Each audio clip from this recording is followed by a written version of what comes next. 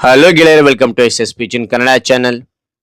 ಈ ಒಂದು ವಿಡಿಯೋದಲ್ಲಿ ಸ್ವಚ್ಛ ಭಾರತ ಅಭಿಯಾನ ಕುರಿತಾಗಿ ಪ್ರಬಂಧ ನೋಡ್ತಾ ಇದೀವಿ. ಈ ಒಂದು ಪ್ರಬಂಧಕ್ಕೆ ಪೂರ್ಣಾಂಕ ಪಡೆಯಬೇಕಾ? ಇಲ್ಲಿ ಪೀಠಿಕೆ, ವಿವರಣೆ, ಉಪಸಂಹಾರ ಬರದೆ ಪೂರ್ಣಾಂಕ ಬರುತ್ತಾ? ಇಲ್ಲ. ಇದ್ರ ಜೊತೆಗೆ ಏನಿರಬೇಕು? ಈ ವಿಷಯಕ್ಕೆ ತಕ್ಕಂತೆ ಅರ್ಥಪೂರ್ಣ ವಾಕ್ಯ ಇರಬೇಕು. ಸುಂದರವಾದ ಅಕ್ಷರದೊಂದಿಗೆ ಬರೆದಾಗ ಮಾತ್ರ ಪೂರ್ಣಾಂಕ ಪಡಿತೀರಾ. ಓಕೆನಾ? ರೈಟ್. ಪೀಠಿಕೆ ಒಂದು ಪ್ರಾರಂಭ ಮಾಡ್ತೋಣ. ಪೀಠಿಕೆ. ಸ್ವಚ್ಛ ಭಾರತ ಅಭಿಯಾನವು ಭಾರತ ಸರ್ಕಾರದ ಪ್ರಮುಖ ರಾಷ್ಟ್ರೀಯ ಕಾರ್ಯಕ್ರಮವಾಗಿದ್ದು, ದೇಶವನ್ನು ಸ್ವಚ್ಛವಾಗಿರಿಸುವ ಮತ್ತು ಸಾರ್ವಜನಿಕ ಆರೋಗ್ಯವನ್ನು ಸುಧಾರಿಸುವ ಗುರಿಯನ್ನು ಹೊಂದಿದೆ. 2014 ಅಕ್ಟೋಬರ್ 2ರಂದು ಭಾರತದ ಪ್ರಧಾನಮಂತ್ರಿ ಶ್ರೀ ನರೇಂದ್ರ ಮೋದಿಯವರು ಈ ಅಭಿಯಾನವನ್ನು ಔಪಚಾರಿಕವಾಗಿ ಆರಂಭಿಸಿದರು. ಇದು ಮಹಾತ್ಮ ಗಾಂಧೀಜಿಯವರ ಸ್ವಚ್ಛತೆಯೇ ಸೇವೆ ಎಂಬ ತತ್ವವನ್ನು ಆಧರಿಸಿದೆ ಅಂತಕ್ಕಂಥದ್ದು. ನಾನು ಪೀಠಿಕೆಯೊಂದನ್ನು ನಾನು 7 ಸಾಲಿನ ಬರಿತಾ ಹೋಗಿದ್ದೀನಿ. ರೈಟ್. ಹಾಗೆ ಹೆಚ್ಚಿನ ಮಾಹಿತಿ ಗೊತ್ತಿತ್ತ, ಸಮಯ ಜಾಸ್ತಿ ಇತ್ತು, ಬರಿತಾ ಹೋಗಿಲ್ಲ ಅಂದ್ರೆ ಇಷ್ಟೇ ಬರೆದು ಸಾಕು. ಹಾಗಾದ್ರೆ ಈಗ ವಿವರಣೆ ತಿಳಿತೋಣ. ಹಾಗಾದ್ರೆ ಒಂದು ಮಾಹಿತಿ ಅಂತ ಇಷ್ಟವಾದ್ರೆ ಒಂದು ಲೈಕ್ ಅನೇಕ ವಿಡಿಯೋ ಪ್ರೋತ್ಸಾಹ ತುಂಬ ಸಿಗುತ್ತೆ. ಇನ್ನೊಬ್ರಿಗೂ ಶೇರ್ ಮಾಡಲು ಸಾಧ್ಯ ಅಂತ ಅನೇಕ ವಿಡಿಯೋ ಚಾನಲ್ ಸಬ್ಸ್ಕ್ರೈಬ್ ಆಗಿ. ಹಾಗೆ ನಿಮ್ಗೆ ಯಾವ ರೀತಿಯ ಪ್ರಬಂಧ ಬೇಕಂತೇಳಿ ಕಾಮೆಂಟ್ ಮಾಡಿ.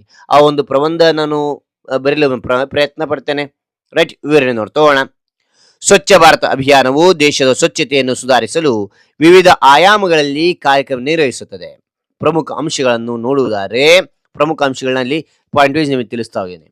ಪಾಯಿಂಟ್ ವೈಸ್ ಬರೆದಾಗ ಏನಾಗುತ್ತೆ? ನೆನ್ಪಿಡ್ಲಿಕ್ಕೆ ಸಾಧ್ಯ. ಹೈಲೈಟ್ ಪಾಯಿಂಟ್ಗಳನ್ನ ಅದೇ ರೀತಿಯಾಗಿ ಏನ್ ಮಾಡೋದು? ಪೂರ್ಣಾಂಕ ಪಡ್ಲಿಕ್ಕೂ ಸಾಧ್ಯ. ಓಕೆನಾ? ಮೊದಲನೇ ಪಾಯಿಂಟ್ ನೋಡಿ, ತೆರೆದ ಶೌಚ ನಿರ್ಮೂಲನೆ ಅಂತಕ್ಕಂಥದ್ದು. ಗ್ರಾಮೀಣ ಪ್ರದೇಶಗಳಲ್ಲಿ ತೆರೆದ ಶೌಚದ ರೀತಿಯ ತೊಡೆದು ಹಾಕಲು ಲಕ್ಷಾಂತರ ಶೌಚಾಲಯಗಳನ್ನು ನಿರ್ಮಿಸಲಾಗಿದೆ. ಓಕೆನಾ? ಇದು ನೋಡ್ತೇವೆ. ನಂತರ 2019ರಲ್ಲಿ ಭಾರತವನ್ನು ತೆರೆದ ಶೌಚ ಮುಕ್ತ ರಾಷ್ಟ್ರವೆಂದು ಘೋಷಿಸಲಾಯಿತು. ಇದು 1ನೇ ಪಾಯಿಂಟ್ ನಲ್ಲಿ ಸಬ್ ಪಾಯಿಂಟ್ಗಳು ನೋಡ್ತೇವೆ. ಅದಾದ ನಂತರ ಇಲ್ಲಿ 2ನೇ ಪಾಯಿಂಟ್ ನೋಡ್ತೇವೆ. 2ನೇ ಪಾಯಿಂಟ್ ಏನ್ ನೋಡ್ತೇವೆ ಅಂತಕ್ಕಂಥದ್ದು ನೋಡೋದ್ರಲ್ಲಿ ಘನ ತ್ಯಾಜ್ಯ ನಿರ್ವಹಣೆ. ನಗರ ಪ್ರದೇಶಗಳಲ್ಲಿ ತ್ಯಾಜ್ಯ ವಿಲೇವಾರಿ, ಮರುಬಳಕೆ ಮತ್ತು ಒಳಚರಂಡಿ ವ್ಯವಸ್ಥೆಯ ಸುಧಾರಣೆಗೆ ಒತ್ತು ನೀಡುವುದು ಅಂತಕ್ಕಂಥದ್ದು ನೋಡ್ತೇವೆ. ಓಕೆ. ಅದ ನಂತರದಲ್ಲಿ 3ನೇ ಪಾಯಿಂಟ್ ಇದೆ. 3ನೇ ಪಾಯಿಂಟ್ ಏನಿದೆ ಅಂದ್ರಿಗಿನ ಜನಜಾಗೃತಿ. ಏನಿದೆ ಅಂದ್ರಿಗಿನ ಶಾಲೆಗಳು, ಸಮುದಾಯ ಕಾರ್ಯಕ್ರಮಗಳು, ಸಾಮಾಜಿಕ ಜಾಲತಾಣಗಳು ಮತ್ತು ಸೆಲೆಬ್ರಿಟಿಗಳ ಮೂಲಕ ಸ್ವಚ್ಛತೆಯ ಕುರಿತು ಜಾಗೃತಿಯನ್ನು ಮೂಡಿಸಲಾಗುವುದು ಅಂತಕ್ಕಂಥದ್ದು ನೋಡ್ತೇವೆ. ಓಕೆನಾ? ಅದ ನಂತರ ಇಲ್ಲಿ 4ನೇ ಪಾಯಿಂಟ್ ನೋಡ್ತೇವೆ. ಏನ್ ನೋಡ್ತೇವೆ 4ನೇ ಪಾಯಿಂಟ್ ನಲ್ಲಿ ಅಂತಂದ್ರೆ ಸಾರ್ವಜನಿಕ ಆರೋಗ್ಯ ಸುಧಾರಣೆ. ಇಲ್ಲಿ ಅದರಲ್ಲಿ ಪಾಯಿಂಟ್ ನೋಡಿ, ಶೌಚಾಲಯ ಸೌಲಭ್ಯಗಳಿಂದ ಆರೋಗ್ಯಗಳ ಹರಡುವಿಕೆ ಕಡಿಮೆಯಾಗಬಹುದು. ಶೌಚಾಲಯ ನಿರ್ಮಾಣ ಮಾಡೋದ್ರಿಂದ ಆರೋಗ್ಯ, ಇಲ್ಲಿ ಮಲಮೂತ್ರ ಮೂಲಕ ರೋಗಗಳು ಹರಡುತ್ತೆ. ಅದನ್ನ ಏನ್ ಮಾಡ್ಬೋದು ಅಂದ್ರೆ ಕಡಿಮೆ ಮಾಡಬಹುದು ಅಂತಕ್ಕಂಥದ್ದು.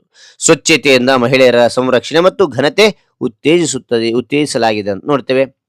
ಸವಾಲುಗಳು ಏನೆಲ್ಲ ಸವಾಲುಗಳಿದೆ ಅಂದ್ರೆ ಜನರ ಮನೋಭಾವ ಬದಲಾವಣೆ, ಶೌಚಾಲಯಗಳ ನಿರಂತರ ಬಳಕೆ ಮತ್ತು ತ್ಯಾಜ್ಯ ಮರುಬಳಕೆಯ ಕ್ಷೇತ್ರದಲ್ಲಿ ಇನ್ನೂ ಸುಧಾರಣೆ ಅಗತ್ಯವಿದೆ ಅಂತಕ್ಕಂಥದ್ದು 5ನೇ ಪಾಯಿಂಟ್ ನೋಡ್ತೇವೆ. ಮುಂದಿನ ನೋಡ್ತೋಣ. ಉಪಸಂಹಾರ ನೋಡಿ, ಸ್ವಚ್ಛ ಭಾರತ ಅಭಿಯಾನದ ಜವಾಬ್ದಾರಿ ಮತ್ತು ಕರ್ತವ್ಯವು ಕೇವಲ ಒಬ್ಬರ ಮತ್ತು ಇಬ್ಬರದಲ್ಲ, ಭಾರತದ ಪ್ರತಿಯೊಬ್ಬ ಪ್ರಜೆಯದ್ದಾಗಿದೆ. ಎಲ್ಲರೂ ಕೈ ಜೋಡಿಸಿದರೆ ಈ ಅಭಿಯಾನ ಯಶಸ್ವಿಗೊಳ್ಳುತ್ತದೆ. ಗಾಂಧೀಜಿಯವರ ಕನಸು ಕೂಡ ನನಸಾಗುತ್ತದೆ ಅಂತಕ್ಕಂಥದ್ದನ್ನಲ್ಲಿ ನೋಡ್ತೇವೆ. ಓಕೆನಾ? ರೈಟ್. ಹಾಗಾದ್ರೆ ಈ ಎಲ್ಲ ಮಾಹಿತಿ ಅಂತ ನಿಮಗೆ ಇಷ್ಟವಾದ್ರೆ ಒಂದು ಲೈಕ್ ಅನೇಕ ವಿಡಿಯೋ ಪ್ರೋತ್ಸಾಹ ತುಂಬ ಸಿಗುತ್ತೆ. ಇನ್ನೊಬ್ರಿಗೂ ಶೇರ್ ಮಾಡಲು ಸಾಧ್ಯ ಅಂತ ಅನೇಕ ವಿಡಿಯೋ ಚಾನಲ್ ಸಬ್ಸ್ಕ್ರೈಬ್ ಆಗಿ. ಮತ್ತೊಂದು ಹೊಸ ವಿಷಯದೊಂದಿಗೆ ಮತ್ತೊಂದು ಹೊಸ ವಿಡಿಯೋದಿಂದ ಭೇಟಿ ಆಗ್ತೇನೆ. Thank you for watching. Bye.